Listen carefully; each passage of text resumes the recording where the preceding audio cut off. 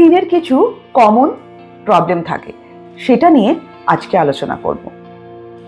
নমস্কার, আমি মালবিকা আর আপনারা দেখছেন মেইনস্ট্রিম লা এসেনশিয়ালস। স্কিনের কমন প্রবলেম যেগুলো, তিনটে কমন প্রবলেম আছে। Number 1, ডার্কনিং।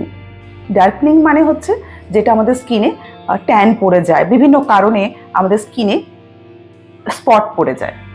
Number 2, under eye problem.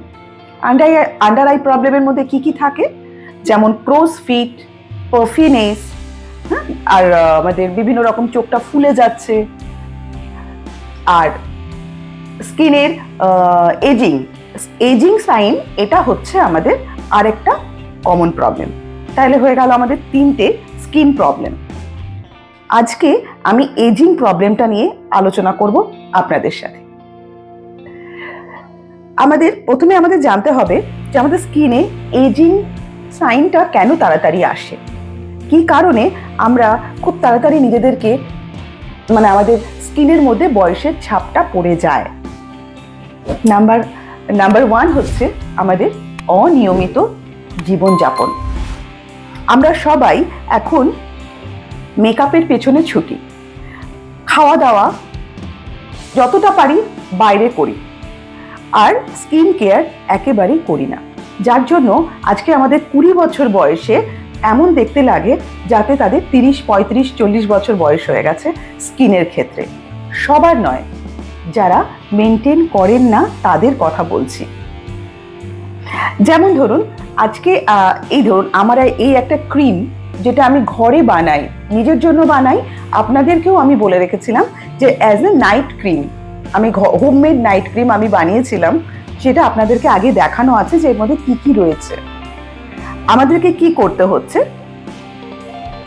মুখ পরিষ্কার করতে হচ্ছে। আমি রাত্রেবেলার কথা বলছি, সারাদিন ছেড়েই দিন, নাইট ক্রিম যেহেতু, নাইটের কথাই আমি বলছি। আমরা মুখটা ধুচ্ছি, মুখ ধোয়ার পর যেমন আমরা টোনার ইউজ করছি, তারপরে আমরা এই ক্রিমটা মুখে লাগাচ্ছি, মুখে ইউজ করছি, অ্যাপ্লাই করছি। কিন্তু মাথায় রাখতে হবে, অ্যাপ্লিকেশন কি আমাদের ঠিকঠাকভাবে হচ্ছে? আমরা যখন নিজেদের মুখ ফেস ওয়াশ করছি, নিজেদের মুখে যখন আমরা কোনো কিছু ক্লিনজার করছি বা ক্রিম অ্যাপ্লাই করছি, সেই প্রসেসটা কি ঠিক হচ্ছে? সেটা আমাদের মাথায় রাখতে হবে। আমি আজকের ভিডিওতে আপনাদের সঠিক প্রসেসে কিভাবে আমরা মুখ ধোবো বা মুখে ক্রিম অ্যাপ্লাই করব সেটাই দেখাবো। আমরা অনেকেই আছি ফেস ওয়াশ নিয়ে পরে উইদাউট এনি ডিরেকশন আমরা মুখটা ধুয়ে ফেলি। এতে কি হয়, ছোট্টবেলা থেকে আমাদের টিনেজ থেকে এটার দিকে লক্ষ্য রাখতে হবে। কারণ আমরা ছোট থেকেই বাচ্চাদেরকে শেখাতে হবে যে কিভাবে তোমরা ফেস ওয়াশ করবে, কিভাবে ক্রিম অ্যাপ্লাই করবে। যে কোনো রকম ভাবে ফেস ওয়াশ করলে হবে না, তাতে আমাদের স্কিন, আমাদের মাসেলস লুজ হয়ে যায় আর ঝুলে যায়। আর আমরা যদি সঠিকভাবে ক্লিনজিং, টোনিং, ময়েশ্চারাইজিং না করি, তখন এজিং সাইনটা আসছে। আরও অন্য কারণেও এসে থাকে, সেটা পরের বিষয়বস্তু। আজকের বিষয়বস্তু যেটা, আমি অ্যাপ্লিকেশন দেখাবো ক্রিমের, কিভাবে আমরা ক্রিমটা অ্যাপ্লাই করব স্টেপ বাই স্টেপ। কারণ দেখবেন আমাদের ফাইন লাইন কোথায় আসে, ফাইন লাইন আসলেই তো আমাদের এজিং আমাদের বয়স হয়ে যাচ্ছে সেটা মনে হয়। তাহলে ফাইন লাইনগুলো কোথায় আসে? নাম্বার 1, ফোরহেডে আমাদের ফাইন লাইন আসে, এক্সপ্রেশন লাইন আসে, আর আসে আমাদের আন্ডার আই, চোখের নিচে। এখানে আমাদের রিঙ্কেল বলুন ইয়া ফাইন লাইন বলুন দেখা যায়। আর আছে আমাদের ঠোঁটের পাশে, এখানেও আমাদের ফাইন লাইন দেখা যায়। তাই আমরা যখন ক্রিম অ্যাপ্লাই করব, হালকাভাবে যখন ম্যাসাজ করব, ভীষণ মনোযোগ দিয়ে করতে হবে।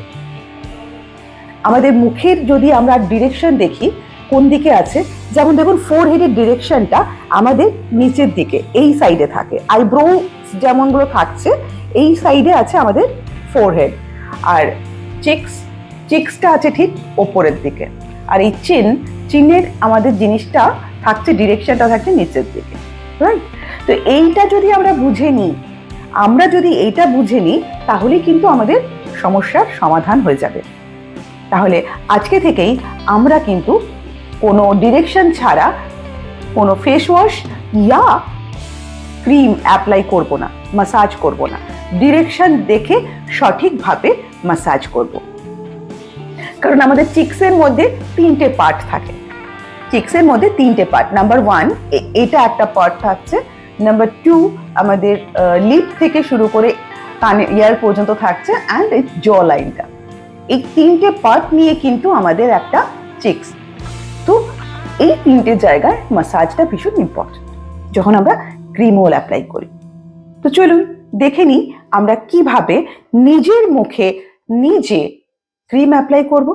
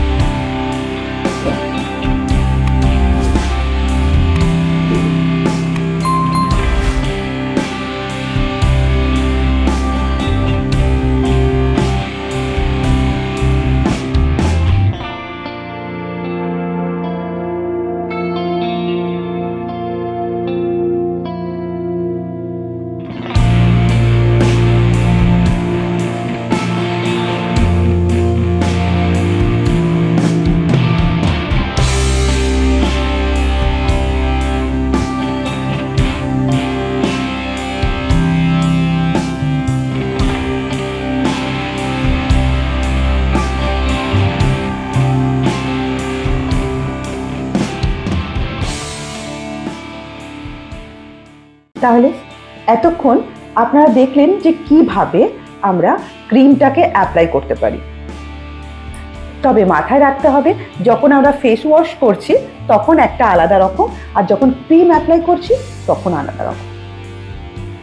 আশা করা যায় আজকে থেকে, এখন থেকে এইভাবেই আমরা মুখে ক্রিম অ্যাপ্লাই করব, কি ছোট কি বড়। তাহলে কিন্তু আমরা আমাদের এই এজিং যে শাইনটা আসে সেটা কিন্তু আমরা আটকাতে পারবো। বয়সের ছাপ যেটা পড়ছে সেটা থেকে আমরা মুক্তি পেতে পারবো। বিভিন্ন ফাইন লাইন্স যেগুলো থাকে সেখান থেকে আমরা অনেকটা পরিমাণে মুক্তি পেতে পারবো। যাই হোক, আজকে এই পর্যন্তই।